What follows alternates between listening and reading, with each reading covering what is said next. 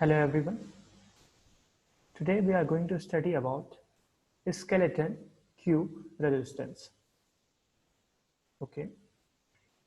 अभी जैसा कि आपको पता है कि इस टाइम पर कोरोना वायरस काफ़ी फैला हुआ है, तो काफ़ी बच्चों की पढ़ाई नहीं हो पा रही है। तो इसलिए मैंने सोचा कि मैं कुछ वीडियोस बनाता हूँ जिससे कुछ बच्चों की यहाँ पर हेल्प हो जाए। तो आज हम स्टार्ट करेंगे टिपिकल टॉपिक से, जो कि आपके बोर्ड्स में भी आता है और आपके कॉम्पिटिटिव एग्जाम्स में भी काफ़ी ये इसके बारे में क्वेश्चन पूछे जाते हैं, और इसमें आपको थोड़ी डिफिकल्टी भी फेस करनी पड़ती है। The topic is skeleton cube resistance. First of all, skeleton cube resistance क्या होता है? जैसा कि आपको यहाँ पे दिखाई दे रहा होगा, एक क्यूब है हमारे पास यहाँ पर। तो इस स्केलेटन क्यूब में क्या होता है कि जितना भी आपको यहाँ पे एज दिखाई दे, जितने भी आपको यहाँ पर साइड्स दिखाई दे रही हैं, सभी जगह पर रेजिस्टेंस लगा दिए जाते हैं।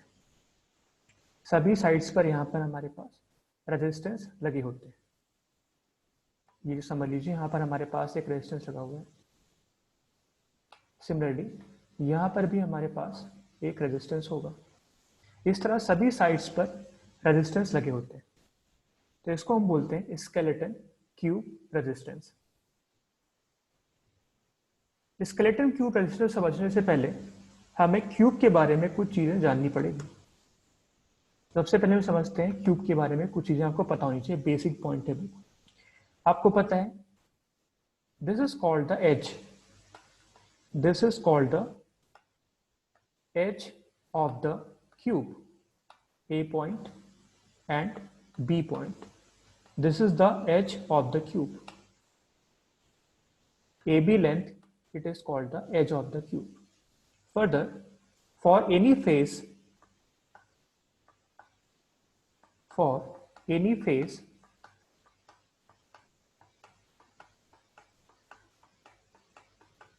suppose this point is C, AC is called the face diagonal.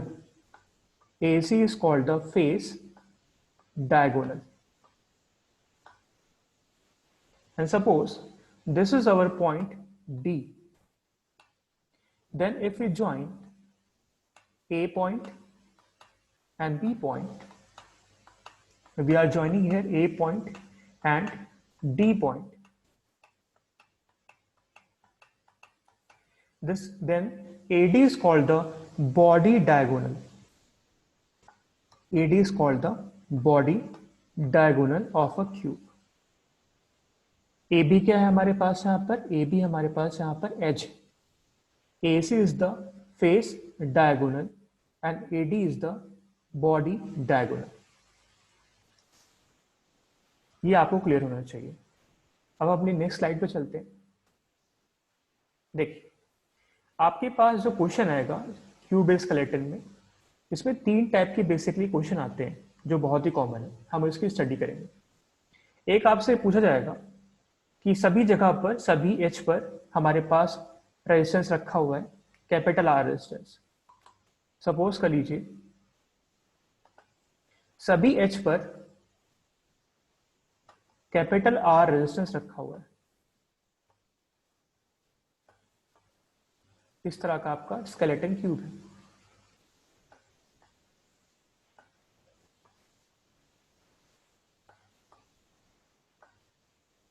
इस तरह सभी साइड्स पर आपके पास यहां पर रेजिस्टेंस रखा हुआ है कैपिटल आर। ओके, सभी साइड्स पर यहां पर कैपिटल आर रखा हुआ है। तो देखिए, ये जो क्वेश्चन है, ये क्वेश्चन 5 मार्क्स में भी आ सकता है आपके एग्जाम में, या ये क्वेश्चन 1 मार्क्स में भी डायरेक्टली आपसे कोई भी एग्जाम में आपसे पूछ सकता है। अगर आप कॉम्पिटिटिव एग्जाम की तैयारी करें तो वहां पे आपसे ये भी पूछा सकता है, इसकी डायरेक्ट वैल्यू बताइए। तो इस तरह देखिए, हमारे पास सभी जगह पर, सभी एच पर रेजिस्टेंस रखा हुआ है कैपिटल आर। अब यहां पर मेन पॉइंट आएगा कि आपसे रेजिस्टेंस कहां पर पूछा गया है। आपको ये देखना पड़ेगा किस 2 पॉइंट के बीच में रेजिस्टेंस आपसे पूछा गया है। अगर देखिए, ये आपका ए पॉइंट है और ये आपका बी पॉइंट। अगर ए और बी के बीच में पूछा गया, आपको यहाँ पे पूछा गया find the equivalent resistance, find the equivalent resistance across A point and B point across the edge. एक आपसे पूछ सकता है। दूसरा आपसे पूछ सकता है find the equivalent resistance across the face diagonal. मैंने आपको बताया था ये आपका क्या है, this is our face diagonal. सभी जगह पर क्या है, आप कैपिटल आर रेजिस्टेंस रखा हुआ है सभी क्यूब की एच पर। और थर्ड आपसे पूछ सकता है find the equivalent resistance across body diagonal. सभी जगह पर सभी एज पर क्या है, कैपिटल आर रेजिस्टेंस है। तो ये 3 क्वेश्चन आपके एग्जाम में आ सकते हैं, ठीक है। तो देखिए कभी कभी ये 1 मार्क्स में भी आता है, तो इसके आंसर क्या होते हैं मैं आपको आंसर बता रहा हूँ। फर्स्ट एच के अक्रॉस जो आंसर आता है वो होता है 7r/12, ठीक है।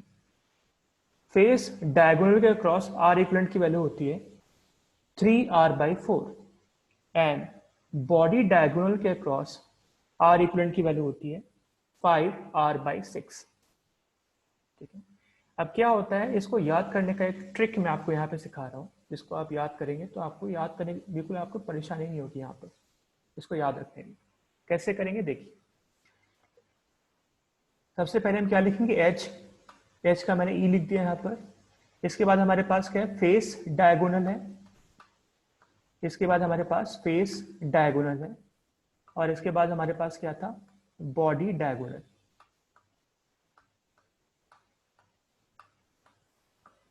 ओके, तो कैसे याद रखेंगे देखिए, सबसे पहले आपको यहां पर सभी के नीचे आर लिखना है, capital R, R R and are.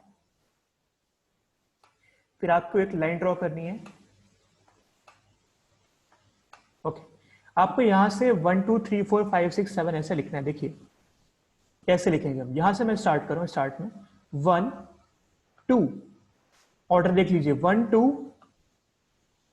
3 4 5 6 7।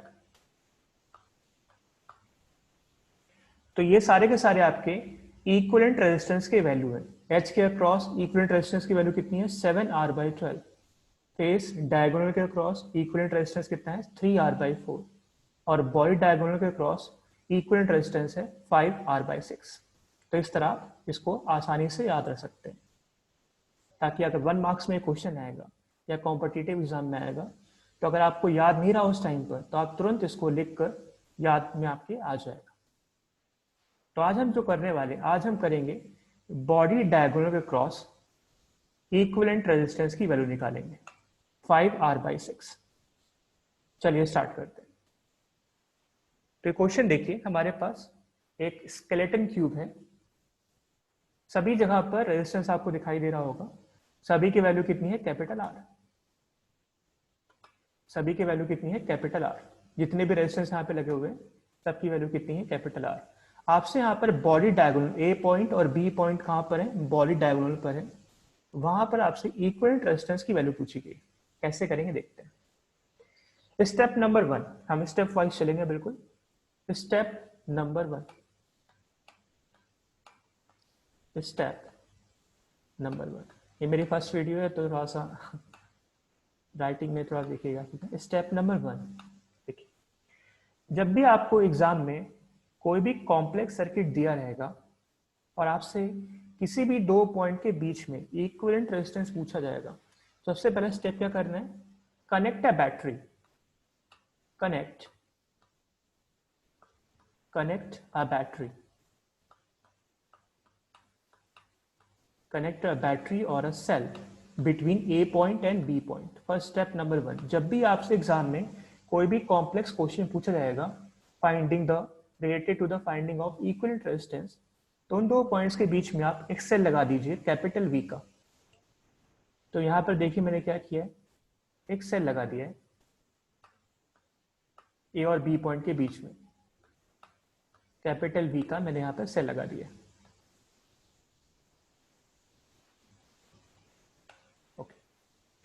अब क्या होगा, यहाँ पर जैसे मैंने यहाँ पर एक सेल लगाया, इसमें से कुछ करंट निकलेगी सेल में से, पॉजिटिव से हमेशा करंट निकलती है। तो यहाँ पर मैंने करंट एज्यूम कर लिया है 3I करंट यहां पर फ्लो कर रही है, 3I करंट यहां पर फ्लो कर रही है। अब आपके दिमाग में क्वेश्चन आएगा, मैंने यहां पर करंट को I क्यों नहीं लिया?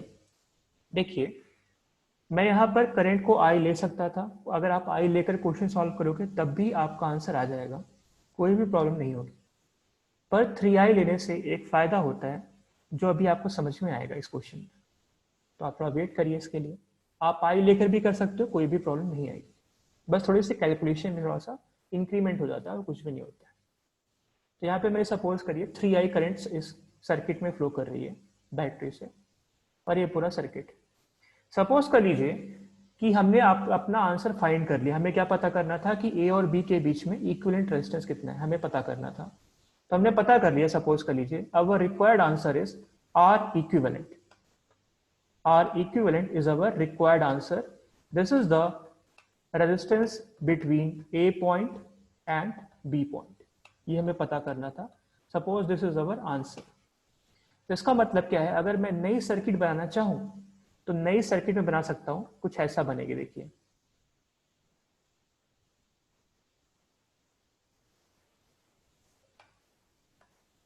जो ऊपर मैंने सर्किट बना रखी है उसको लिखने का एक और तरीका मैंने आपके सामने बना रखा है। इसको मैं इस तरह भी रिप्रेजेंट कर सकता हूं कि ए और बी के बीच में my answer is R equivalent.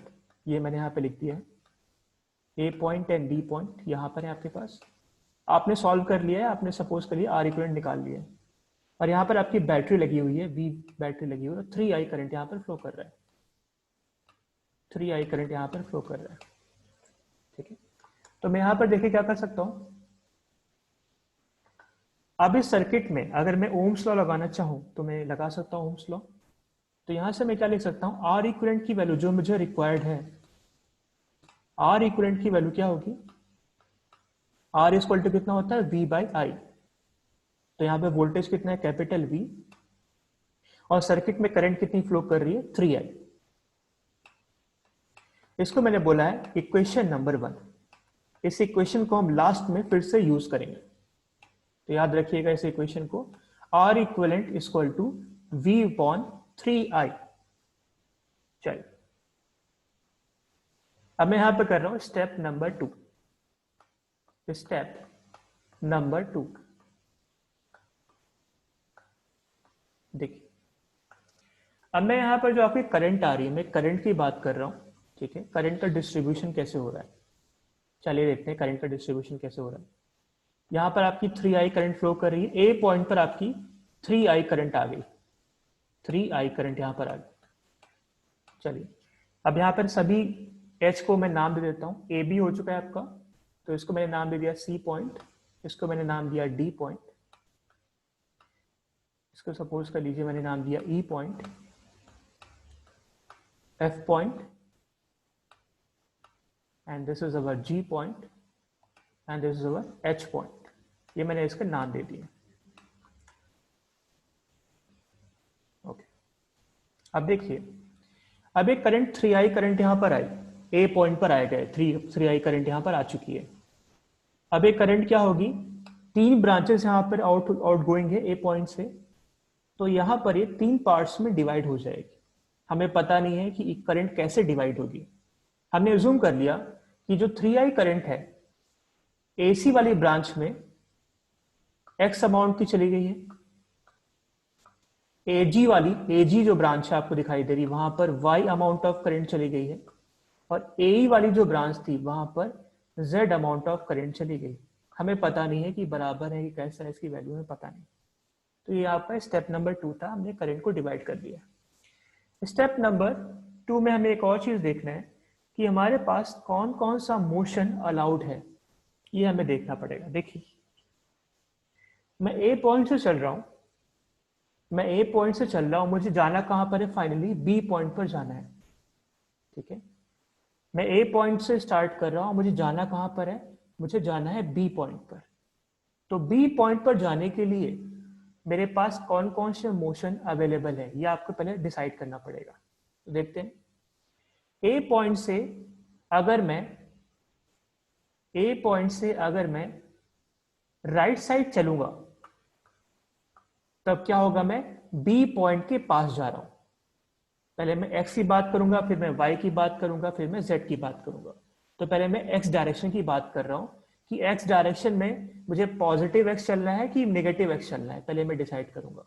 तो क्लियरली आप देखिए, अगर मैंने a पॉइंट से स्टार्ट किया है और मुझे b पॉइंट पर जाना है, तो उसके लिए मुझे क्या करना पड़ेगा, मुझे राइट साइड चलना पड़ेगा या मुझे पॉजिटिव x डायरेक्शन में चलना पड़ेगा।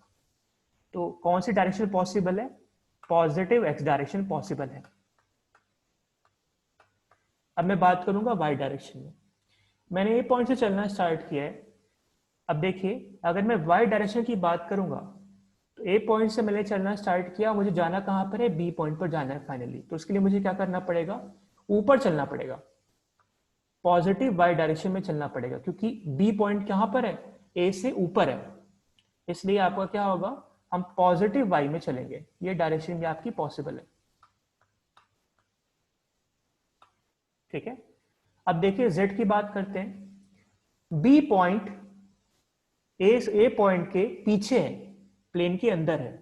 तो हमें क्या करना पड़ेगा, ए से बी तक जाने के लिए हमें क्यूब के अंदर जाना पड़ेगा।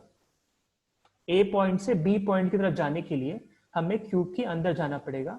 इसका मतलब नेगेटिव z डायरेक्शन पॉसिबल है, नेगेटिव z डायरेक्शन पॉसिबल है।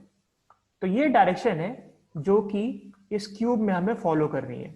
अगर करंट पॉजिटिव x में जा रही है तो वो करंट पॉसिबल है, अगर करंट पॉजिटिव y में जा रही है तो करंट पॉसिबल है, और करंट अगर आपकी नेगेटिव z में जा रही है तो वो करंट भी पॉसिबल है। इसके अलावा अगर आपकी current negative y, negative x या पॉजिटिव z में चल रही है तो उस डायरेक्शन में करंट फ्लो नहीं करेगी। इसका आपको ध्यान रखना है। ठीक है, चलिए मैं यहाँ पे थोड़ा सा कुछ चीजें क्लियर कर देता हूँ।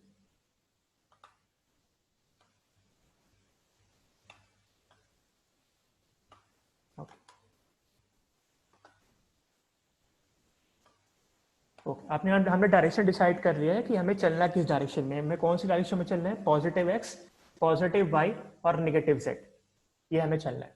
चलिए अब मैं स्टार्ट कर रहा हूं। x करंट की मैं बात करूंगा, x करंट की मैं यहां पर बात कर रहा हूं। तो हमने चलना कहां से स्टार्ट किया, a पॉइंट से चलना स्टार्ट किया है। x करंट की बात हो रही है, a से कहां पर जाएगा, x करंट c पर जा रहा है। ये कहां पर जा रहा है, सी पॉइंट पर जा रहा है। ए से हम गए सी पर।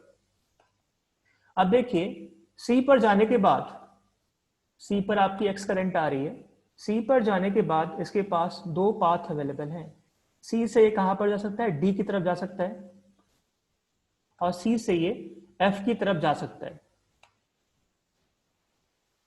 अब चेक कर लेते हैं कि ये दोनों डायरेक्शन पॉसिबल है कि नहीं है। सी से डी जा रहा हूं, इसका मतलब मैं कहां पर जा रहा हूं, पॉजिटिव एक्स, बिल्कुल हमारे डायरेक्शन में है ये। इसका मतलब ये पॉसिबल है, मतलब यहां पर कुछ करंट जाएगी। ठीक है, सिमिलरली इसका मतलब एक पाथ आपके पास क्या हो गया, सी से आपकी कुछ करंट डी में जाएगी। सिमिलरली सी से एफ में भी कुछ करंट जा सकती है। चेक कर लेते हैं डायरेक्शन पॉसिबल है कि नहीं है। सी से एफ में मैं जा रहा हूं, इसका मतलब मैं कहां पर जा रहा हूं, नेगेटिव जेड। इसका मतलब देखिए, चेक कर लीजिए, नेगेटिव जेड हमारे पास अवेलेबल है। इसका मतलब कुछ part of current, some part of current will flow from C to F. मतलब करंट के पास दो पाथ अवेलेबल है, यहां पर भी गया। अब देखते हैं आगे। सी से मैं डी पर आ गया हूं, इसकी बात करता हूं ऊपर वाले की। डी पर मैं आ चुका हूं, यहां पर आपका कुछ करंट आ रहा है। ठीक है, इस करंट को मैं बोल देता हूं एम, इस करंट को मैं बोलता हूं मैं एन करंट।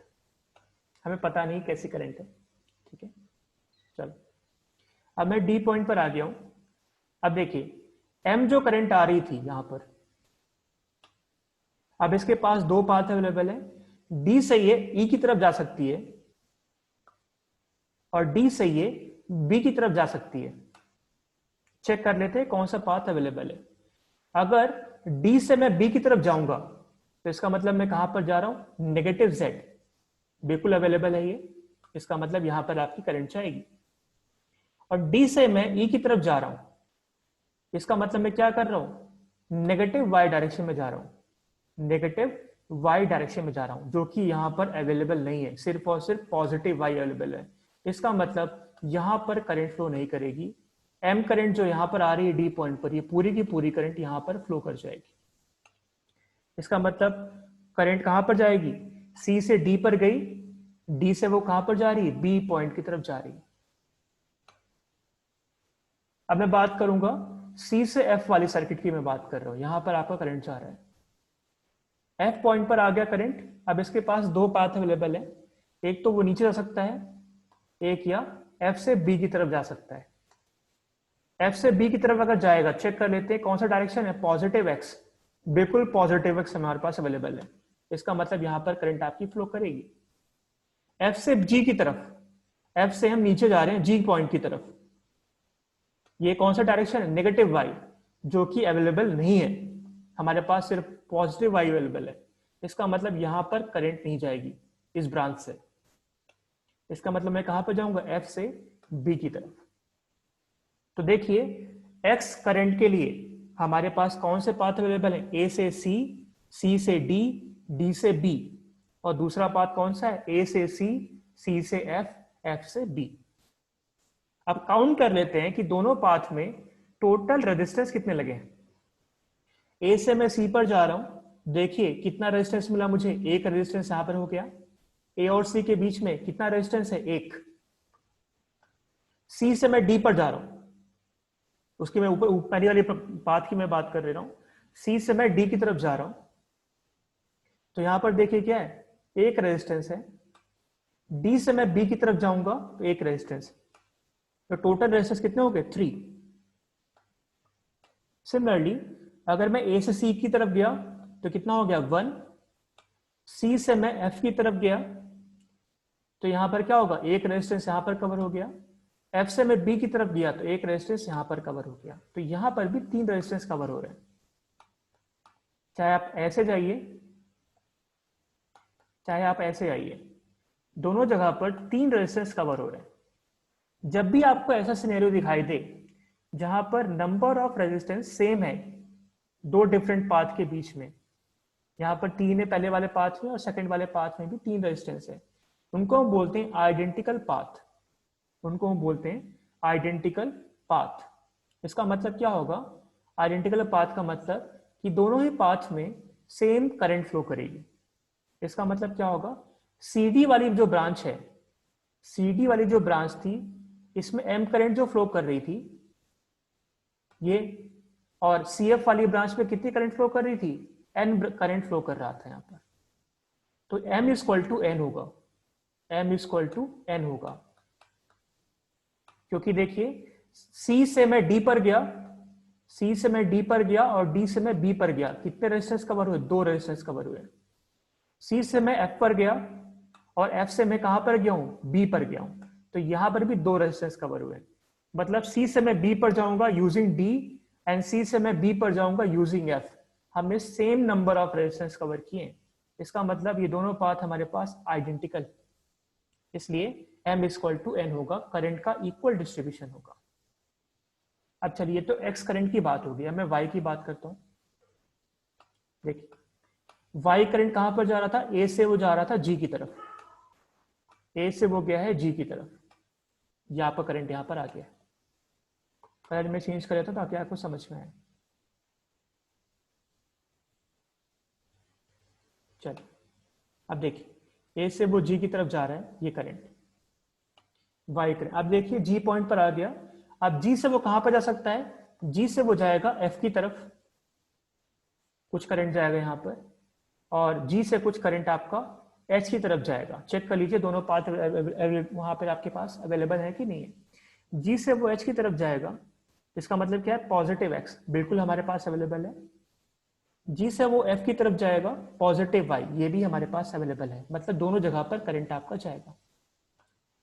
अब मैं पॉजिटिव y की बात कर लेता हूं, जहां पर ऊपर आपका करंट जा रहा है, g से हम f की तरफ जा रहे हैं, पाथ में बना देता हूं आपको।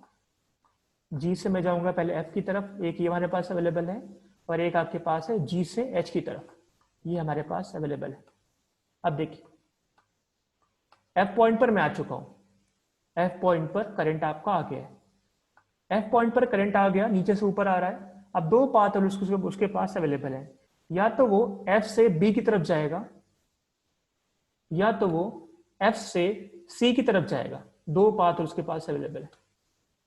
नीचे से करंट आ रहा है ऊपर साइड में, G से करंट आ रहा है ऊपर, ठीक है, F पॉइंट पर। अब उसके पास दो पाथ अवेलेबल है, या तो F से C की तरफ आएगा या तो वो F से B की तरफ आएगा। कौन सा पाथ अवेलेबल है? F से B की तरफ आएगा तो पॉजिटिव X है, ये पॉजिटिव X है, मतलब ये अवेलेबल है।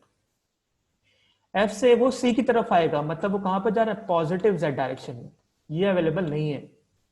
हमारे पास नेगेटिव Z अवेलेबल है, तो हमारे पास डायरेक्शन क्या होगी? F से B की तरफ। अब चेक कर लेते हैं, G से H पर हम आ गए हैं, यहां पर नीचे ब्रांच, सेकंड ब्रांच। G से मैं H पॉइंट पर आ गया हूं, यहां पर कुछ करंट आपकी आ रही है। अब देखिए यहां पर H पॉइंट पर मैं आ गया हूं। अब इसके पास भी दो पाथ अवेलेबल होगा, H से वो E की तरफ जा सकता है या H से वो B की तरफ जा सकता है। H से अगर वो E की तरफ आएगा तो ये पॉजिटिव Z हो जाएगा, ये अवेलेबल नहीं है हमारे पास, तो यहां पर करंट इसकी फ्लो नहीं करेगी।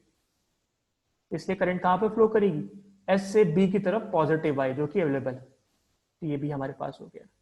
रेजिस्टेंस काउंट कर लीजिए, यहां पर एक रेजिस्टेंस हो गया, यहां पर एक रेजिस्टेंस है, यहां पर भी एक रेजिस्टेंस है, टोटल रेजिस्टेंस कितने हो गए? 3।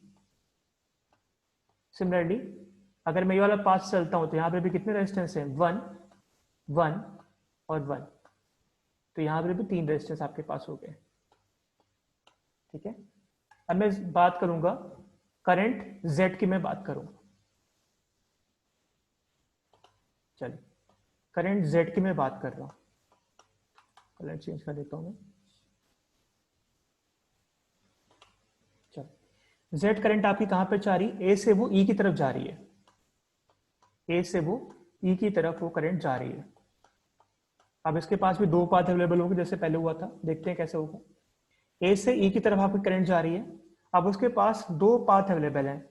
E से या तो वो D की तरफ जाएगी और E से वो H की तरफ भी जा सकती है। कौन सा अवेलेबल है चेक कर लेते हैं। E से अगर वो D की तरफ गया तो पॉजिटिव Y है, अवेलेबल है हमारे पास पॉजिटिव Y, तो कहां पे जाएगा? E से D की तरफ।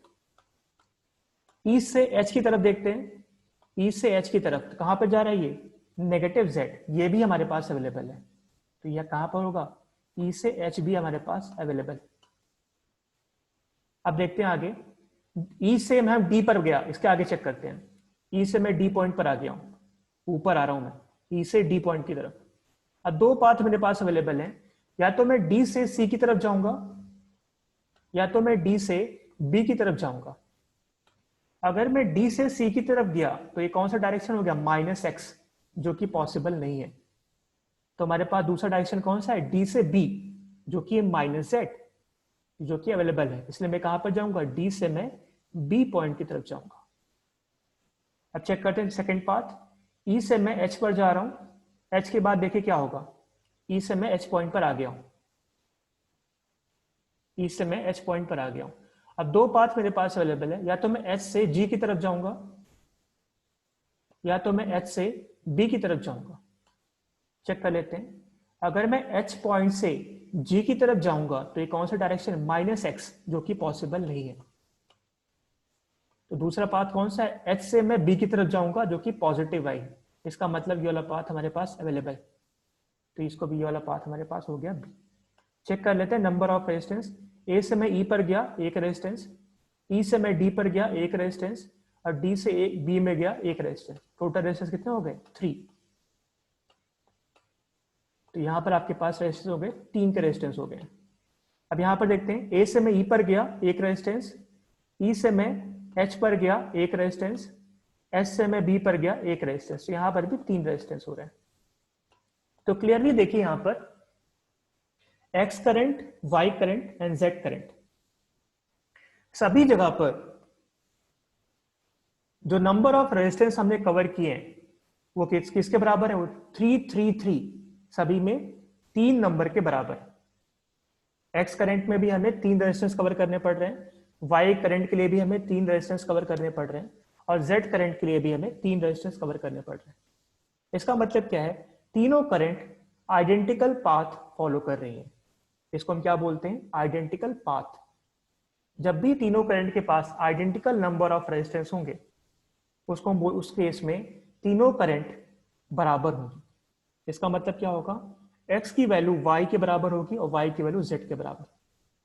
इसका मतलब जो 3i करंट आ रहा था, जो 3i करंट a पॉइंट पर आ रहा था, यहां पर जैसा कि आपने देखा था कि जो 3i करंट यहां पर आ रहा था इस पॉइंट पर, ये x y z में इक्वली डिस्ट्रीब्यूट होगा। x इक्वल टू वाई है, y इक्वल टू z है। क्यों ऐसा है?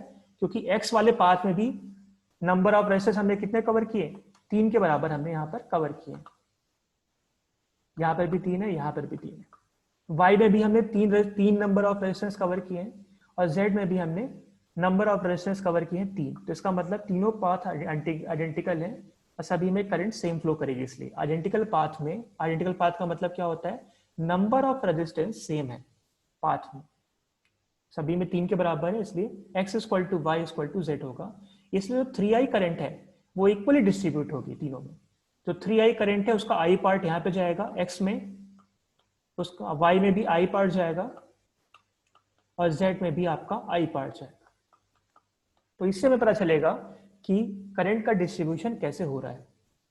अब हम चलते हैं करंट के डिस्ट्रीब्यूशन में। Next slide. अब देखिए कैसे करना है आगे। जो मैंने किया था वहां पर वही मैं यहां पर कर रहा हूं। फिर से बैटरी लगा दी मैं, ये मैंने यहां पर बैटरी लगा दी और करंट आपकी कितनी फ्लो कर रही थी, 3i करंट यहां पर आपकी फ्लो कर रही थी और सभी जगह पर रेजिस्टेंस कितना था, R। Further from equation number 1 आपने क्या लिखा था, देखिए इक्वेशन नंबर 1, यहां पे देखिए आपकी इक्वेशन नंबर 1 लिखी हुई है। R इक्विवेलेंट की वैल्यू कितने बराबर थी, V अपॉन 3i। वह यहां पर मैं लिख दे रहा हूं, R equivalent is equal to V upon 3i। इसको मैंने यहां पर लिख दिया इक्वेशन नंबर 1। चलिए आगे सॉल्व करते हैं। अब ए पॉइंट पर आपकी करंट आ रही थी 3i करंट। अब इसका डिस्ट्रीब्यूशन पता है आपको कैसे करना है, तीनों में इक्वल डिस्ट्रीब्यूशन हो रहा है। तो यहां पर नाम में दे दे रहा हूं, ए बी था, ये आपका सी पॉइंट हो गया, this is our D point, E point, F, G and this is our H point. मैंने आपको बताया X equal to Y equal to Z है और सभी की वैल्यू किसके बराबर है, आई के बराबर। तो यहां पर मैं लिख दिया आई करंट, यहां पर भी कितना करंट फ्लो करेगा, आई करंट, क्योंकि सेम नंबर ऑफ रेजिस्टेंस को कवर कर रहे हैं। नंबर ऑफ रेजिस्टेंस कितने, 3 के बराबर, तो इसलिए करंट भी बराबर होगी आइडेंटिकल पाथ में। आइडेंटिकल पाथ का मतलब क्या होता है, नंबर ऑफ रेजिस्टेंस सेम है तीनों पाथ। सी पॉइंट पर आ गए, मैंने आपको बताया था M equal to N current, तो यहां पर जो करंट होगी वो क्या हो जाएगी, यहां पर भी इक्वली डिवाइड होगी। तो यहां पर कितना करंट फ्लो करेगा, आई बाई 2, यहां पर भी कितना करंट फ्लो करेगा, आई बाई 2। इसके बाद मैं कहां पर गया था, देखिए चेक कर लीजिए, एक्स वाले पाथ के लिए एफ से मैं कहां पर गया था, बी की तरफ। चेक कर लीजिए, ए से मैं कहां पर गया था, सी में, सी से मैं गया था डी पर और डी से मैं गया था बी पर। सी से डी, डी से बी, ये ऐसे चलना है मुझे।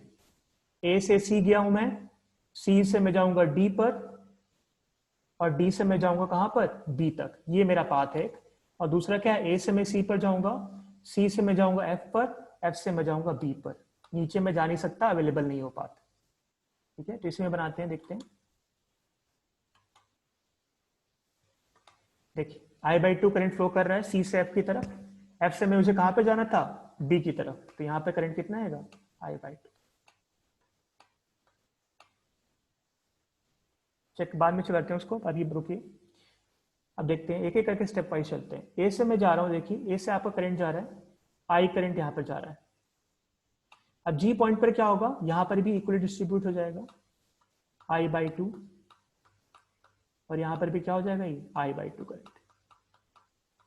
सिमिलरली ए से ई की तरफ जो करंट जा रहा है, यहां पर भी क्या हो जाएगा, इक्वली डिस्ट्रीब्यूट हो जाएगा, ये आई बाई 2। और ई से एच की तरफ जो करंट जा रहा है, ये क्या हो जाएगा, ये भी इक्वली डिस्ट्रीब्यूट हो जाएगा, आई बाई 2। चलो आप देखते हैं, डी से, इसकी ब्रांच बात करता हूँ, एफ से बी वाली ब्रांच की बात कर रहा हूँ। यहाँ पे कितना करंट फ्लो कर रहा है, देखिए एफ पॉइंट पर क्या हो रहा है, सी से करंट आ रहा है I/2, सी से करंट आ रहा है I/2, और जी से करंट कितना आ रहा है ऊपर की डायरेक्शन में I/2। तो यहां पर करंट कितना फ्लो करेगा, करंट फ्लो करेगा आपका I, एफ से बी की तरफ करंट फ्लो करेगा I।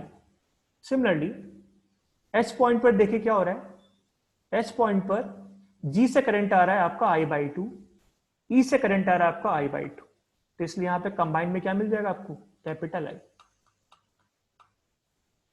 सिमिलरली अगर मैं डी पॉइंट की बात करूंगा तो सी से करंट आ रहा है आपका I/2 और ई से करंट आ रहा है आपका ऊपर I/2। तो इसलिए यहां पे कंबाइन होके I हो जाएगा।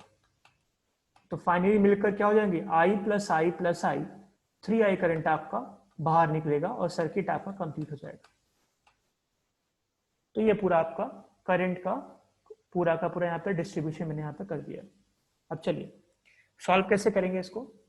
अब मैं यहाँ पर एक लूप ले रहा हूँ, किरचॉफ्स वोल्टेज लॉ का मैं यहाँ पर एक लूप ले रहा हूँ। लूप में कौन सा ले रहा हूँ, देखिए ए से मैं जाऊंगा ई पर, ए से मैं ई पर गया, ई से मैं जाऊंगा एच पर, एच से मैं जाऊंगा बी पर, बी से मैं जाऊंगा बैटरी की तरफ और बैटरी से वापस ए की तरफ। ये मेरा लूप है और इसमें मैं क्लॉकवाइज चलने वाला हूँ। स्टार्ट में कहाँ से करूंगा, ए पॉइंट से, ठीक है। स्टार्ट में कर रहा हूँ, देखिए लूप में कैसे मैं चल रहा हूँ, ध्यान रखिएगा। ये वाला पाथ, ये वाला कन्वेंशन में फॉलो कर रहा हूँ। यहाँ पर ए पॉइंट से अगर मैं बी पॉइंट की तरफ जा रहा हूँ, ए पॉइंट से अगर मैं बी पॉइंट की तरफ जा रहा हूँ और करंट भी इसी डायरेक्शन में है, तो इसका मतलब वोल्टेज ड्रॉप मिल रहा हूँ पॉजिटिव IR। अगर मैं बी से ए की तरफ जा रहा हूँ और करंट मेरे अपोजिट है, तो मैं वोल्टेज कितना लूंगा, -IR। तो ये मैं यहाँ पर फॉलो कर रहा हूँ। चलो देखते हैं यहाँ पर कैसे चलता है। ए से मैंने स्टार्ट किया, ए से मैंने चलना स्टार्ट किया है ई की तरफ, करंट भी इसी डायरेक्शन में है, तो मैं क्या लिखूंगा, I/R। वोल्टेज ड्रॉप कितना है यहाँ पर, I/R। सभी जगह पर रेजिस्टेंस कितना है, R।